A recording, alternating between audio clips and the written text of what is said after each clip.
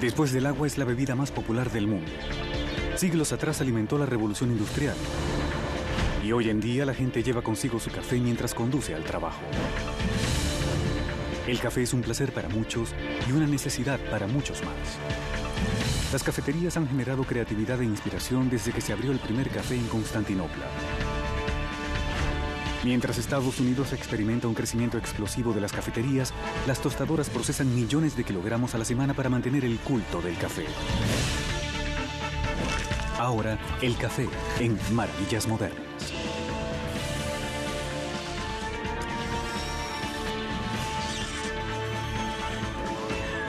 Maravillas Modernas. Actualmente se consumen más de 100 millones de sacos de café como estos cada año en el mundo.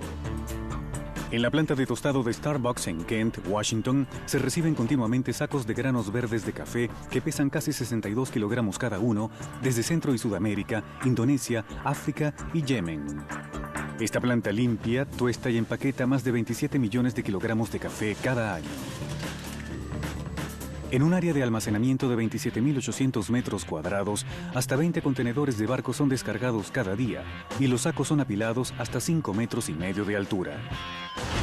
Aquí tenemos 920.000 kilogramos de granos de café sin tostar. Tostamos y empaquetamos esa cantidad entre 7 y 10 días. En este almacén hay suficiente café para suplir 2.000 cafeterías Starbucks por una semana. Esta es una de las 3 plantas de tostado de la compañía en Estados Unidos y suple el café de las tiendas Starbucks en el noroeste de Estados Unidos y Asia.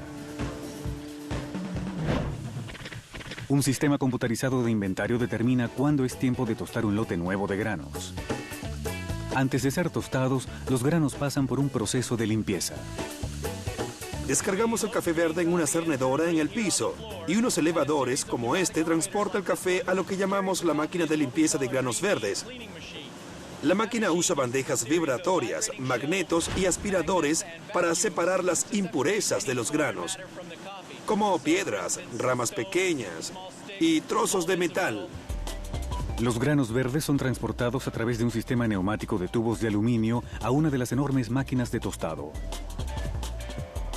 La tostadora opera como una secadora gigante de ropa. Mientras gira, aire caliente circula dentro de la recámara para calentar los granos. Los granos tostados son vertidos en una batea circular de enfriamiento grande y son revueltos lentamente por un brazo giratorio. Esta es una de las 6 tostadoras que tenemos aquí en la planta de tostado de Kent. Tostamos el café en lotes entre 92 y 320 kilogramos. Los granos son tostados de 12 a 15 minutos a temperaturas que varían entre 177 y 232 grados centígrados. Cada tipo de café que servimos requiere de un tostado diferente. Por ejemplo, este es un tostado especial. Es nuestro tercer café más oscuro. Este es el grande que tiene 2% adicional de crema no batida de chocolate moca caliente. En el mercado Pike Place de Seattle, la primera entre más de 6.000 cafeterías Starbucks en Estados Unidos se encuentra más visitada que nunca. 3, por favor. Por cómo están ubicadas las cajas registradoras y la barra, tenemos que lanzar los vasos desde las cajas hasta la barra. El mercado del café especializado está en franco crecimiento en todo el mundo y está liderado por Starbucks y su fundador, Howard Schultz. Hoy en día hay más de 9.000 cafeterías Starbucks en 35 países. Atendemos a más de 40 millones de personas a la semana y empleamos a más de 100.000. A Schultz se le ocurrió la idea de Starbucks mientras viajaba por Italia. Hay 1.500 cafeterías solo en Milán. Fui de cafetería en cafetería, no solo en Milán, sino en otras ciudades también, como Verona. Lo que realmente me impresionó fue el sentido humano, la conexión humana alrededor del café y la experiencia del café. El café es una de las grandes bebidas románticas de nuestro tiempo. Tiene una historia única. Es la bebida de la verdad. Para contar la historia del café hay que empezar por el grano. Pero lo que llamamos granos de café en realidad son semillas de café. Las cerezas de café contienen 2 de estas semillas que después de ser procesadas y tostadas son molidas para hacer el café. La primera evidencia documentada del cultivo de café proviene de Etiopía a comienzos del siglo X después de Cristo, según algunos, o del siglo VI, según otros. Según la leyenda, un pastor de cabras llamado Kaedi descubrió el efecto del café mientras sus cabras comían de un arbusto. Aparentemente, las cerezas de café excitaron a las cabras. El café es originario de Etiopía, crece en el monte, por lo que es razonable suponer que las cabras lo comieron. Y ciertamente es muy posible que la cafeína haya alterado el comportamiento de las cabras, sobre todo en el caso de que hayan comido muchas cerezas. El primer consumo de café como alimento es atribuido a una tribu en Etiopía llamada Oromo. Los aborígenes cocían los granos crudos de café con manteca y formaban una bola como del tamaño de una pelota de béisbol que mordisqueaban como un dulce. En algún momento los granos lograron cruzar el Mar Rojo hacia Yemen. Probablemente los aborígenes oromos los comían mientras atravesaban la ruta de los esclavos. Yemen, en el sur de Arabia, está a menos de 320 kilómetros de Etiopía y es allí donde las primeras matas de café fueron cultivadas en plantaciones en el siglo XV. Desde Yemen, el café se extendió a través del mundo árabe. El café es una bebida asociada con la atención, acuidad, precisión, disciplina, intelecto. Y siempre me ha parecido maravilloso que la civilización árabe nos haya dado las matemáticas, haya inventado el cero. En parte, esa clase de atención con los detalles era de esperarse, dado lo estimulante de su bebida preferida. Según la leyenda, los árabes no permitían la exportación de las semillas fértiles a fin de mantener el café dentro de la cultura árabe. El Islam se convirtió en el depositario de todo el conocimiento de los antiguos griegos y de los romanos clásicos durante la Edad Media de Europa, por lo que se tiene esta imagen de estar sentado bajo el cielo azul del desierto Sahara, saboreando una dosis concentrada de café y dándole rienda suelta al intelecto humano. Cerca del año 1550, las primeras cafeterías en el mundo abrieron en Constantinopla, ahora Estambul, Turquía. El café turco es una mezcla de agua, azúcar y café. Se prepara en una vasija llamada ibrik. La mezcla de agua, café y azúcar se hierve 3 veces. Ahora estamos en la segunda ebullición y la tradicional tercera ebullición. Aquí está el café turco, listo para ser disfrutado. En el siglo XVII, el café y las cafeterías se extendieron a Europa Occidental y a Inglaterra.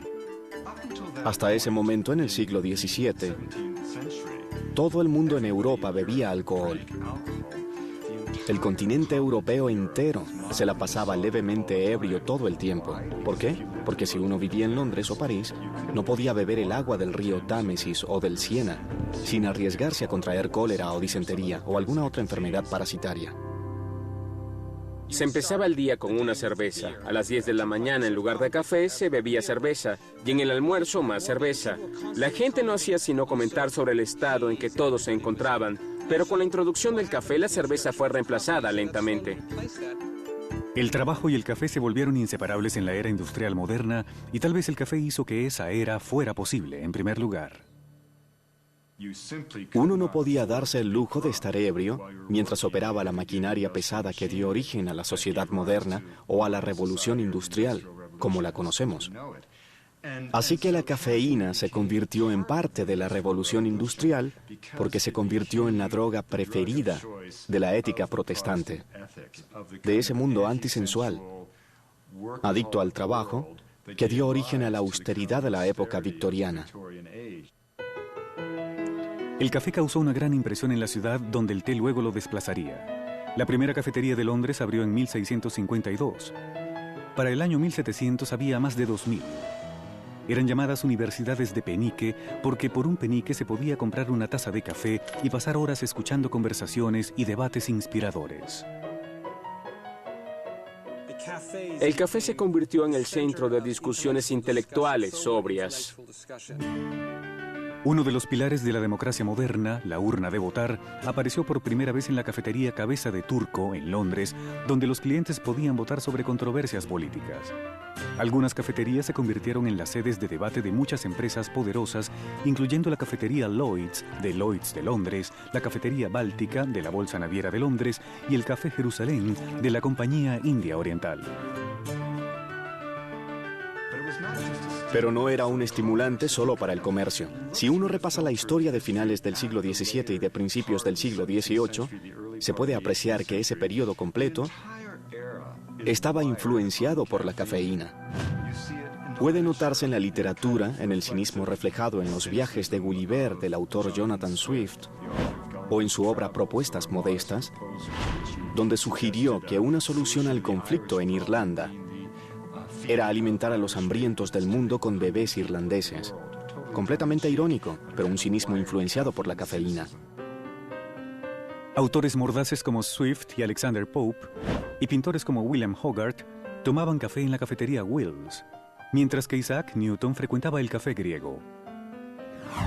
Cada café era asociado con la poesía o la ciencia o el comercio. Y de la idea de un café devoto a una disciplina en particular nació la idea de un diario con diferentes secciones. La gente iba a los cafés, anotaba las conversaciones y las editaba en pequeñas publicaciones. Y de allí, de hecho, nació el diario moderno de las cafeterías de Londres en los años de 1600 hasta 1700. Durante el siglo XVII, el suministro mundial de café provenía casi totalmente de Yemen. Pero los holandeses, que dominaban el comercio marítimo mundial, se hicieron de algunas plantas de café y desarrollaron plantaciones en Ceilán en 1658 y en Java en 1699. La primera cafetería de París abrió en 1672. El rey Luis XIV era amante del café.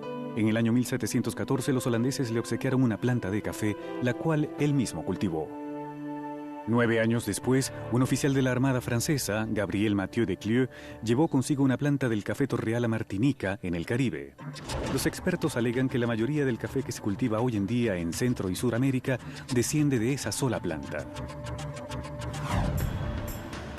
Varias de esas plantas fueron a parar en el distrito de Kona, en Hawái.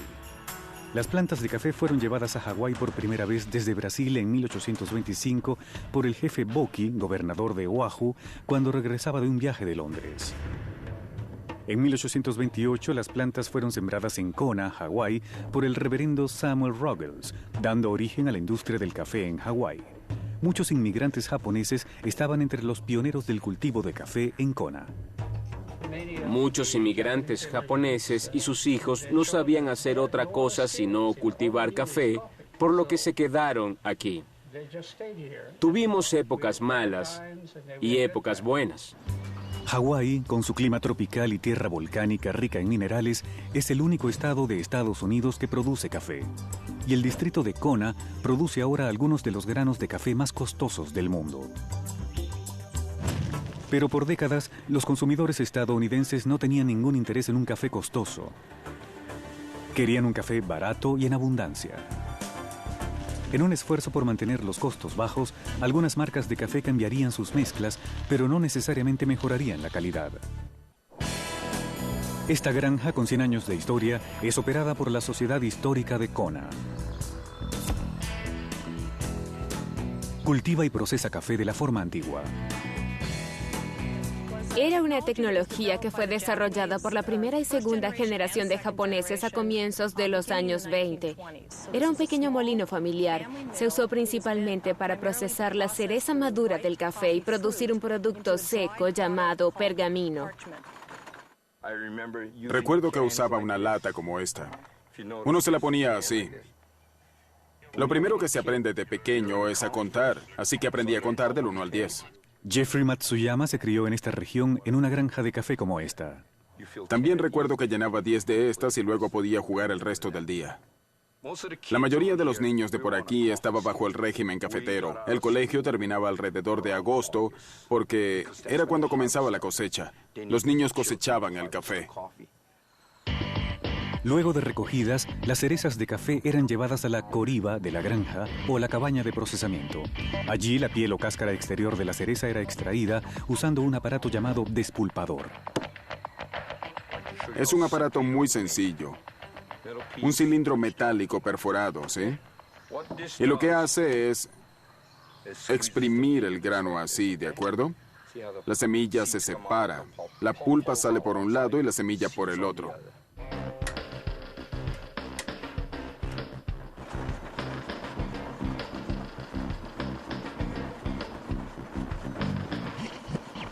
Después de despulpadas, las semillas húmedas que conocemos como granos aún contienen una cáscara interior llamada pergamino.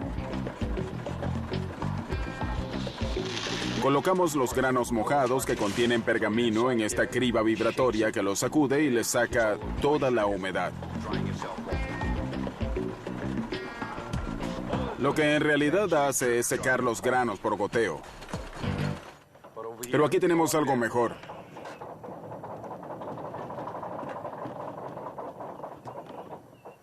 Tenemos una plataforma de secado. Tomamos los granos húmedos y los esparcimos a todo lo largo, comenzando desde un lado de la plataforma.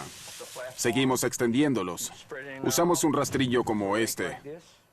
No sirve para apilar hojas de árboles, pero extiende los granos de café fácilmente. Realmente es muy útil.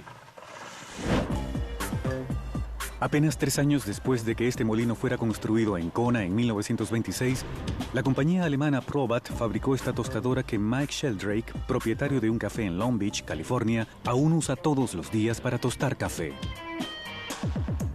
Esta es una máquina tostadora de café clásica del año 1929.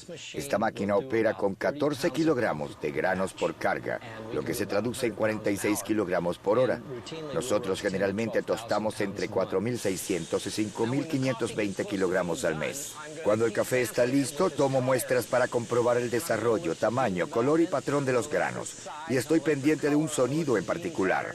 Cuando el café alcanza el punto que busco, como se encuentra ahora, lo vierto en esta bandeja de enfriamiento para que el café disipe el calor hasta que esté por debajo de los 204 grados centígrados.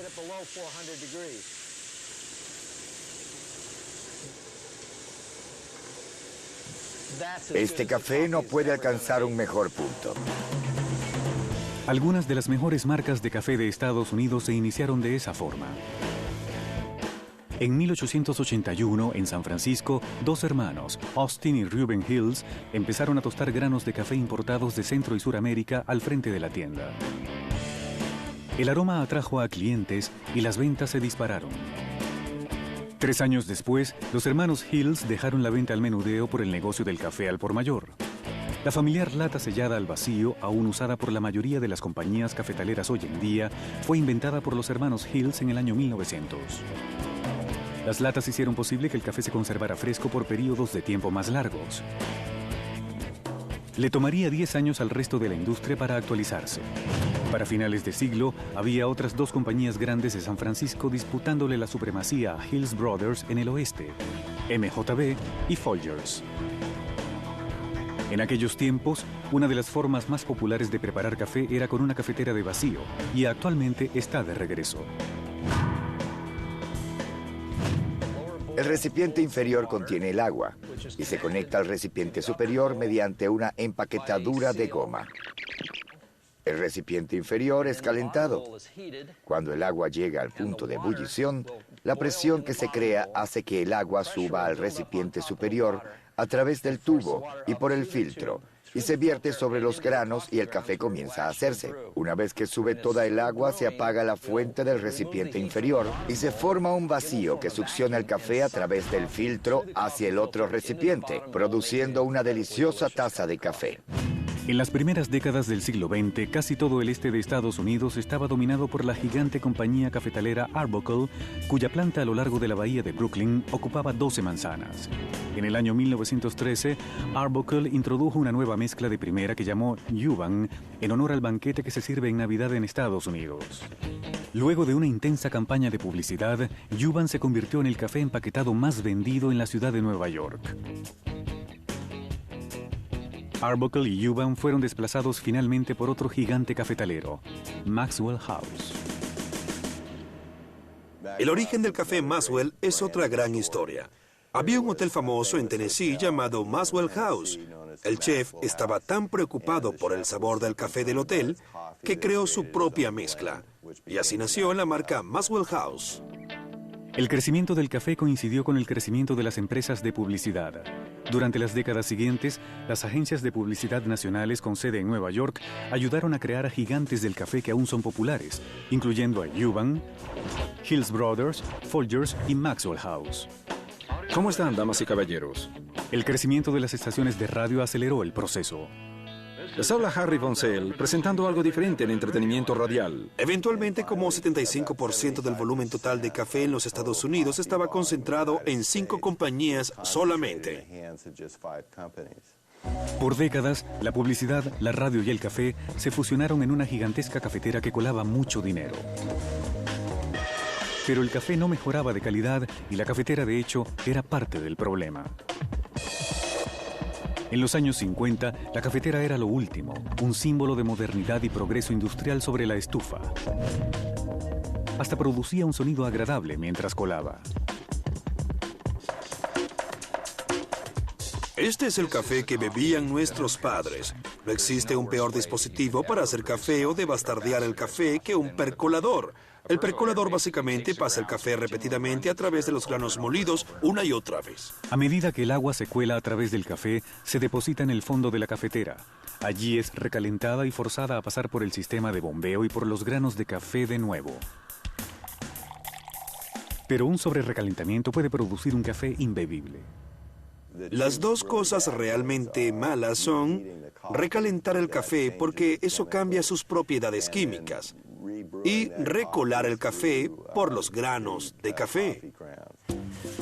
Para empeorar las cosas, según los expertos, la calidad de algunas marcas famosas de café vendidas en los supermercados estaba declinando. Los expertos alegan que la competencia de precios condujo a algunas marcas famosas a usar cada vez más granos de menor calidad. Después de que estas empresas fueron vendidas, las familias ya no las manejaban. Los contadores tomaron el control y aplicaron la política de, bueno, si ahorramos unos centavos en el costo de la mezcla, eso generará millones en ganancias. Y los consumidores no notarán la diferencia. Algunas marcas famosas empezaron a añadir más granos de café robusta de menor precio a sus mezclas. Existen dos tipos de granos comercialmente cultivados. Uno se llama robusta y el otro arábica.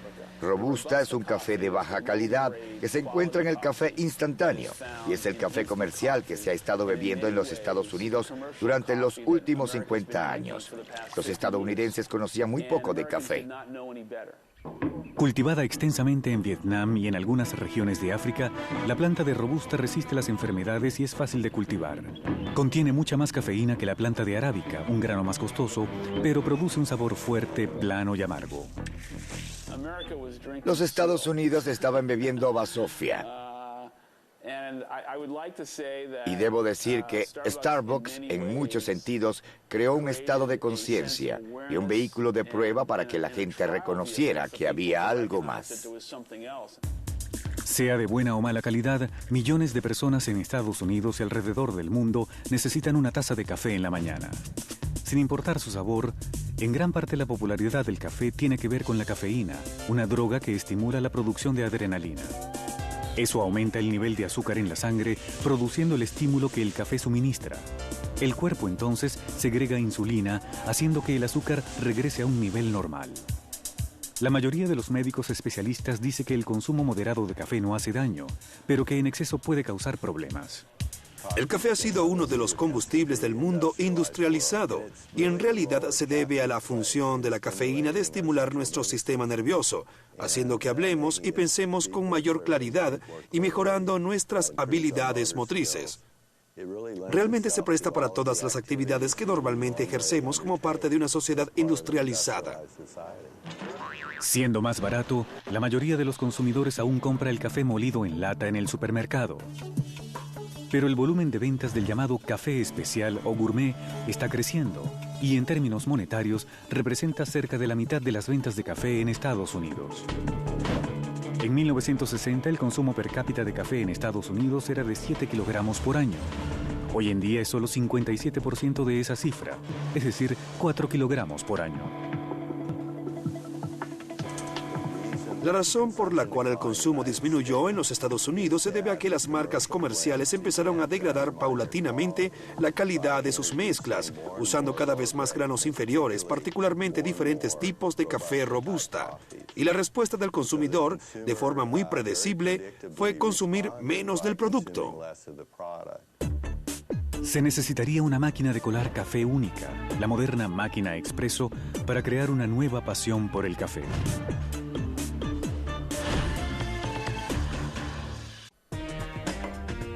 Aquí, en el departamento de cata de la sede principal de Starbucks en Seattle, los catadores prueban el café en varias etapas, desde la recepción y el tostado hasta el empaquetado. La sala de cata es el sistema nervioso de cualquier compañía cafetalera porque es donde se realizan todas las evaluaciones de calidad. Catar es esencialmente un arte. Tomamos una cantidad de granos y la tostamos, molemos y la echamos en una taza. Luego vertimos agua casi hirviendo sobre eso. Los granos se dejan allí para obtener toda la intensidad del aroma y el sabor. En un día normal, el departamento cata unas 800 tazas. De beber todo el café que prueban, los catadores seguramente no conciliarían el sueño. Pero como hacen los degustadores profesionales de vino, los catadores espetan la mayor parte del líquido, produciendo café de la misma manera que una copa de Chardonnay. Tienen muchas similitudes. Usamos términos como aroma de nuez, mantecoso, acaramelado. El café y el vino tienen muchas cosas en común. Sí, así es. Tiene mucho cuerpo, muy oscuro, está muy bien. En la Asociación de Café Especial de Estados Unidos, en Long Beach, California, se realizan muchas catas. Allí la gente aprende a convertirse en catadores profesionales. Hemos tomado lo que ha sido una tradición, una forma de arte llamada cata, y la hemos transformado en una ciencia específica. En estos momentos se encuentran 10 de los mejores catadores de Colombia aquí a través de un programa financiado por el gobierno de los Estados Unidos. Están aquí para aprender a usar algunos de los estándares que usamos nosotros para evaluar la calidad. A fin de que cubra todo el paladar, el café es sorbido vigoroso y ruidosamente. Durante los primeros intensos de catar, mucha gente termina ahogándose, pero después de un rato se acostumbra. Generalmente, mientras más ruidoso, mejor la cata.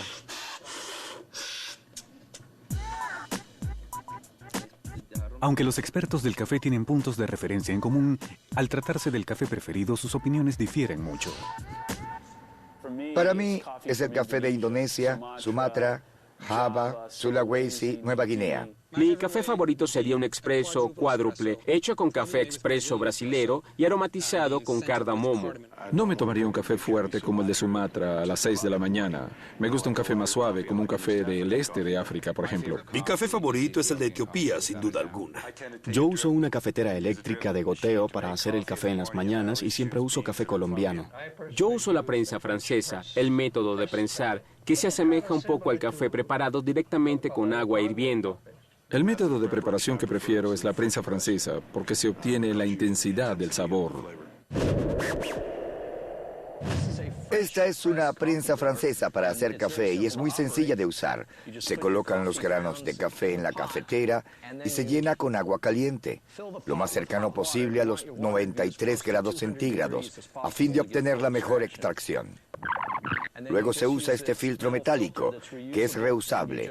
Se prensan los granos hasta el fondo y se obtiene una taza de café fresco que contiene todos los aceites, sedimento y el sabor que estaban originalmente en los granos de café. Indudablemente la forma más costosa de preparar café es usando una de estas máquinas expreso de $6,000. Cuando se extrae café con esta máquina es muy importante que el café salga en chorros muy pero muy finos, como hebras de estambre. En este momento, el café tiene un color óxido oscuro y ese es el color que se quiere. No fue sino hasta 1948, en Milán, que la máquina de expreso, como nosotros la conocemos, fue perfeccionada. Achille Gaggia, propietario de un café e ingeniero, diseñó una máquina que usa un muelle y un pistón. Este diseño hace circular el agua caliente a través del café molido más rápidamente que usando la presión de vapor únicamente, como las máquinas de expreso anteriores. El pistón y el muelle producen, según los expertos, una extracción más rápida y superior del sabor del café. Uno de los componentes más importantes de una máquina de expreso es la caldera. Dentro de la caldera se encuentra la resistencia. La resistencia calienta el agua que a su vez crea la presión de vapor. El agua caliente de la caldera no llega a la taza, sino que calienta el agua fresca mediante un intercambiador de calor. Tal vez la máxima expresión artística de una máquina de expreso lo es el cappuccino, una combinación de café expreso y leche al vapor. En el cappuccino italiano original, como lo han preparado los italianos desde siempre, se verá el café en la taza. Si algo realmente se quiere evitar es tener un café amargo en el fondo y una espuma seca arriba.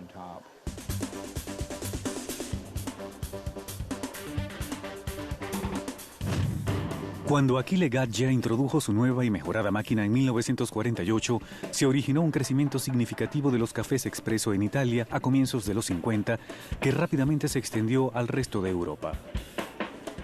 En forma modificada, este auge del café expreso llegó a North Beach, en San Francisco, donde los bohemios, el jazz moderno y la poesía urbana se fusionaron en las cafeterías.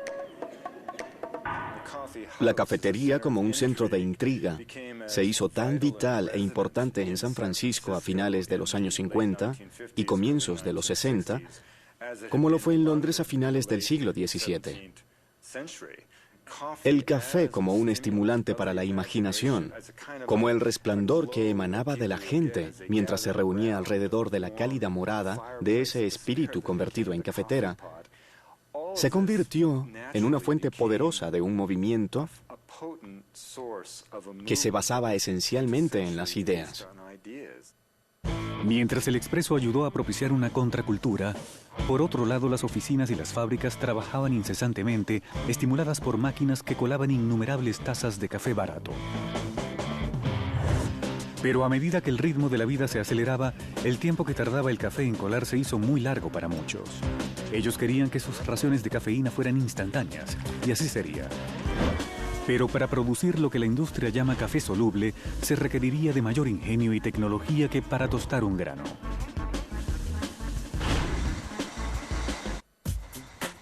Aunque el café instantáneo es menos popular en Estados Unidos de lo que una vez lo fue, en casi toda Europa y Asia es la forma preferida de preparar café.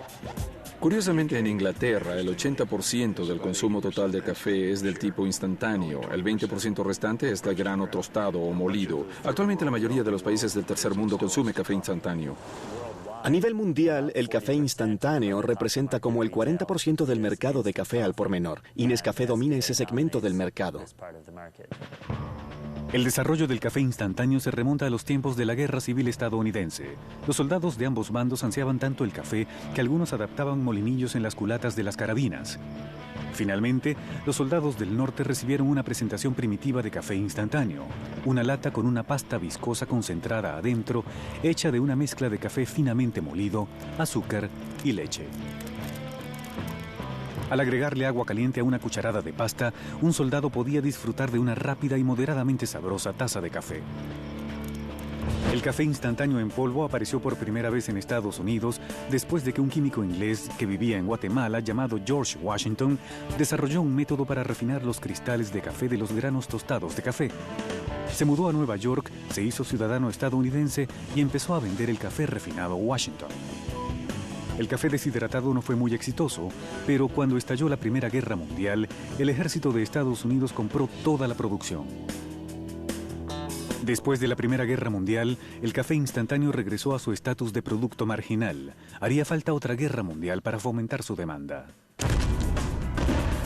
En la Segunda Guerra Mundial, entre sus raciones de alimentos, los soldados llevaban consigo café instantáneo, suministrado por 12 diferentes proveedores, incluyendo George Washington, Maxwell House y Nescafé. Un café caliente en las trincheras significaba mucho, era un gran consuelo para los fatigados soldados. Y el café instantáneo en polvo era mucho más rápido y fácil de preparar. Durante la Segunda Guerra Mundial, el ejército de los Estados Unidos fue el responsable de que Nescafé y el café instantáneo se extendieran alrededor del mundo, logrando que el café instantáneo se hiciera muy popular en los mercados de Europa y Asia. Por décadas, el café instantáneo fue elaborado usando el proceso de secado por atomización. El café concentrado es pulverizado en una cámara grande de aire caliente desde una torre muy elevada. Mientras las gotitas caen, el agua restante se evapora y los cristales de café secos caen al fondo de la cámara. Uno de los inconvenientes del proceso de secado por atomización es que requiere de temperaturas altas, y el calor es uno de los enemigos mortales del café. El calor es perjudicial para las propiedades naturales del café como el sabor y el aroma. En los años 60, Nestlé desarrolló una nueva forma para elaborar el café instantáneo usando un proceso de secado por congelación. La ventaja del café secado por congelación es que no está sujeto al calor. El café líquido es condensado en un extracto y congelado en secciones. Las secciones luego son molidas en partículas y vertidas en cámaras de vacío.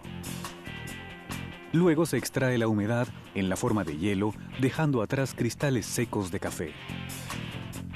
La parte más difícil en la elaboración del café instantáneo o soluble es mantener su aroma. Las compañías se esmeran mucho en tratar de lograr esto.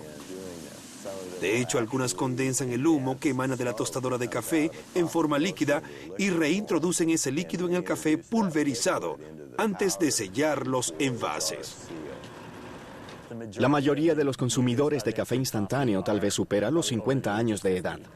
No obstante, cada vez vemos más jóvenes consumiendo café instantáneo hoy en día. Y uno de los beneficios que observamos entre los jóvenes es que si bien no tienen una percepción negativa hacia el café instantáneo, tampoco han sido atendidos acordemente como consumidores. Por lo que en Nestlé estamos muy emocionados con el café instantáneo. Es el único segmento del negocio del café en el que participamos. Sí, así es. Realmente escucharon las palabras emocionado y café instantáneo en la misma oración. Sí, estamos emocionados con el café instantáneo. Siguiendo el paso de los tiempos, el café instantáneo ha adquirido categoría gourmet. Uno de los productos más recientes que estamos elaborando es un café instantáneo con 100% granos colombianos. Los expertos en café saben que el grano de café colombiano es el más fino que existe. Para muchos expertos, el café descafeinado tiene más debilidades que el instantáneo. En algunas cafeterías especializadas, a una taza de café descafeinado le dicen, ¿por qué molesta? Para mí hablar de café descafeinado es como no hablar de nada, así que ¿qué puedo decir? Pero para la gente a quien la cafeína le produce temblores, palpitaciones o sencillamente irritabilidad, el café descafeinado es la única alternativa. Fue inventado por Ludwig Roselius, un comerciante alemán de Bremen, que patentó su invención y fundó una compañía en 1906 para producirlo. Roselius creía que su padre, un catador profesional de café, murió por consumir demasiada cafeína. El nuevo proceso de Ludwig Roselius extraía la cafeína de los granos verdes de café al calentar los granos con vapor y luego bañando los granos ablandados con un disolvente, bencilo. El disolvente era eliminado remojando los granos en agua y luego evaporándolos. El café sin cafeína comenzó a venderse en Alemania, Francia y Estados Unidos. En Francia se le dio el nombre de sans caféine. Sanka.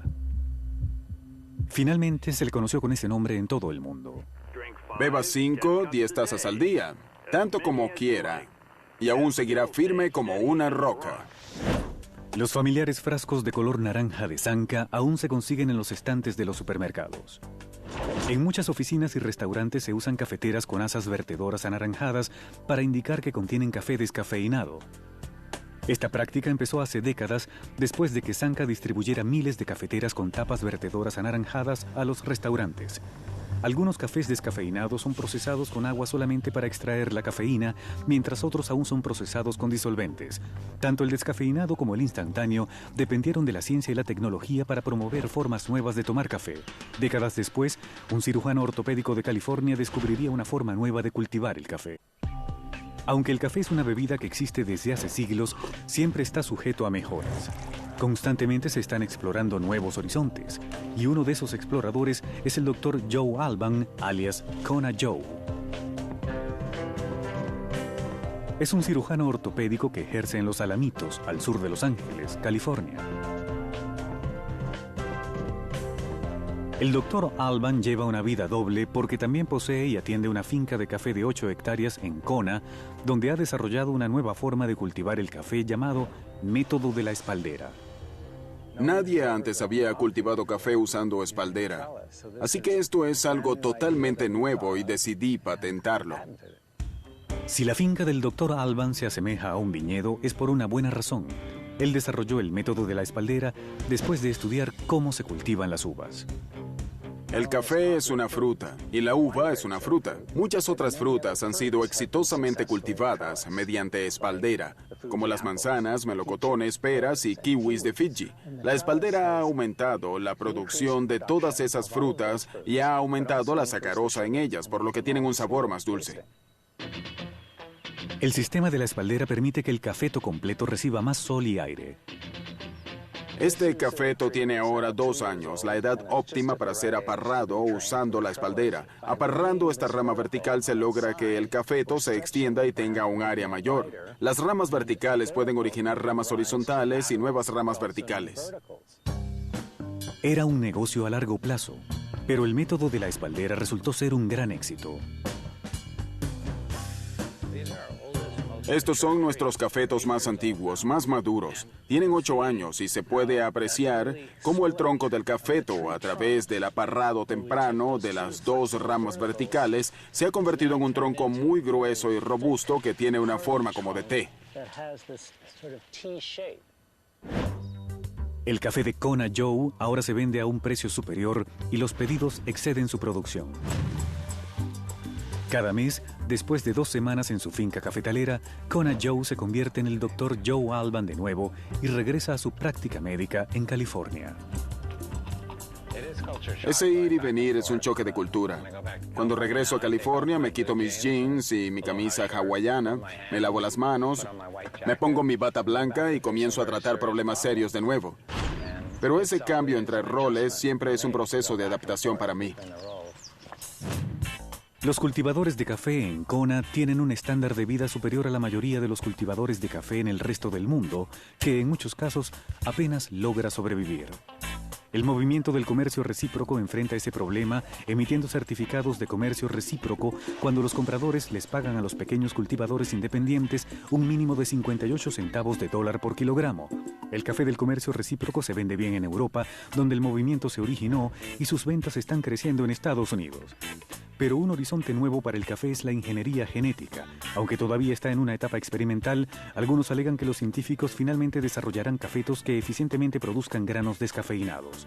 Pero hasta ahora no se habla de una mata de capuchino. Tal vez en el futuro cercano, el área donde la ingeniería genética tenga mayor impacto será en el de la maduración de las frutas. Esto aplica particularmente para los cultivos de café en Brasil, donde la mayoría de las cosechas se realizan por medios mecánicos. Lograr que toda la cosecha madure al mismo tiempo es muy importante para la eficiencia de ese proceso. El futuro a largo plazo del café es promisorio, toda vez que el consumo de café de alta calidad va en aumento y los bebedores alrededor del mundo toman más de una taza al día. Mi pronóstico es que el valor del café se duplicará en los próximos 100 años. Lo que representará un cambio mayor es que el café se desplazará hacia el modelo del vino y cada vez más dejará de ser un bien necesario. Sin duda, el café seguirá desempeñando un papel vital que ningún vino fino pueda igualar, siempre que siga siendo lo primero que la mayoría de la gente tome cada mañana.